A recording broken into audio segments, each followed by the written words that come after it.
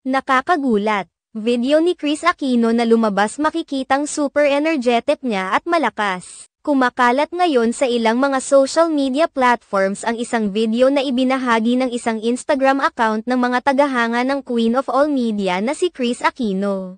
Ang nasabing video ay kuha noong ika-17 na kaarawan ng bunsong anak ni Kris Aquino na si Bimby Aquino noong April 19, 2024 sa pagbisita ni Vilma Caluwag. Makikita sa video na masayang nakikipag-usap si Kris Aquino at masigla pa nitong ipinflex ang kanyang suot na jacket na may nakasulat na "You deserve me, be happy". Napansin naman ng maraming mga netizens ang pagiging energetic ni Kris Aquino. Tila nawala na rin umano ang panlalanta nito dala ng kanyang mga karamdaman. Dahil dito naghinala ang mga netizens na bumubuti na ang kalagayan ngayon ng Queen of All Media at gumagana na ang mga gamot na itinurok rito para sa kanyang mga autoimmune diseases. Hiling naman ngayon ng mga taong lubos na nagmamahal kay Kris Aquino na sana ay tuluyan na itong gumaling mula sa kanyang mga kalagayan at sana ay mabigyan pa ito ng mahabang panahon para makasama niya ang kanyang mga anak na sina Josh at Bimby. Samantala,